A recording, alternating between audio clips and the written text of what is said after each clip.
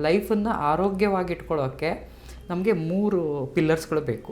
ಒಂದು ಆಹಾರ, ಎರಡನೇದ್ದು ಲೈಫ್ ಸ್ಟೈಲ್, ಅದಕ್ಕೆ ನಾವು ಬ್ರಹ್ಮಚರ್ಯ ಅಂತ ಹೇಳ್ತೀವಿ. ಅಂದರೆ ಬ್ರಹ್ಮಜ್ಞಾನನ ತಗೊಳ್ಳೋಕ್ಕೆ ನನ್ನ ರೊಟೀನ್ಗಳು ಹೇಗಿರಬೇಕು ಅಂತ. ಮೂರನೇದ್ದು ನಿದ್ರಾ ಅಂತ ಹೇಳಿದ್ದಾರೆ ಅಲ್ಲೇ. ಈ ಮೂರೂ ಇಷ್ಟು ಇಂಪಾರ್ಟೆಂಟ್ ಅಂದರೆ ಇದರಲ್ಲಿ ಯಾವುದು ಒಂದು ಇಂಬ್ಯಾಲೆನ್ಸ್ ಆದರೂ ಒಂದು ಬಿಲ್ಡಿಂಗ್ ಕಟ್ಟೋಕ್ಕಾಗಲ್ಲ.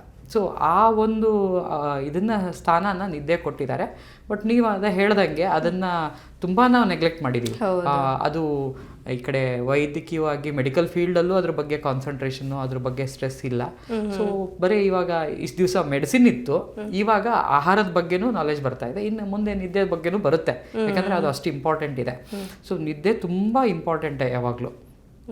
ಸೊ ನಿದ್ದೆ ನೀವು ನೋಡ್ಬೋದು, ಎಲ್ಲರೂ ಹೇಳ್ತಾರೆ ನಾನು ಒಂದು ಸ್ವಲ್ಪ ಮಲ್ಕೊಳ್ತೀನಿ, ನಿದ್ದೆ ಬರ್ತಾ ಇಲ್ಲ, ನಂಗೆ ನಿದ್ದೆ ಚೆನ್ನಾಗಾಯಿತು. ಒಟ್ಟು ನಾವು ಆ ವೈದ್ಯಕೀಯವಾಗಿ ಹೇಳಬೇಕು ಅಂತಂದರೆ ಈ ನಿದ್ದೆಯಲ್ಲಿ ನಿಮಗೆ ಒಂದು ರೀತಿ ಈ ರಿಜುನೇಷನ್ ಅಂತ ಹೇಳ್ತೀವಿ. ಅಂದರೆ ದೇಹ ಮತ್ತೆ ರೀಸೈಕ್ಲಿಂಗ್ ಆಗೋದಕ್ಕೆ ಒಂದು ಅವಕಾಶ ಇರುತ್ತೆ. ಸೊ ಅದಕ್ಕೆ ಅದರದ್ದೇ ಆದಂಥ ಒಂದು ಥಿಯರಿಗಳಿದೆ. ಅದಕ್ಕೆ ಭಗವಂತ ಅದು ನಮಗೆ ಆಹಾರ ಎಷ್ಟು ಮುಖ್ಯನೋ ಹಾಗೆ ನಿದ್ದೆನೂ ಅಷ್ಟೇ ಮುಖ್ಯ. ಸೊ ದೇಹಕ್ಕೆ ಆ ನಿದ್ದೆನೂ ಬೇಕು.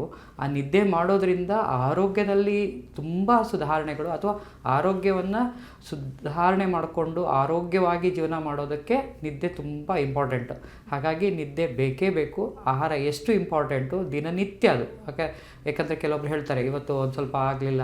ನಾವು ಆಹಾರಕ್ಕೆ ಎಷ್ಟು ಇಂಪಾರ್ಟೆನ್ಸ್ ಕೊಡ್ತೀವೋ ನಿದ್ದೆಗೂ ಅಥವಾ ನಿದ್ದೆಯ ಸಮಯಕ್ಕೂ ಅಷ್ಟೇ ಇಂಪಾರ್ಟೆಂಟ್ ಕೊಡಬೇಕು.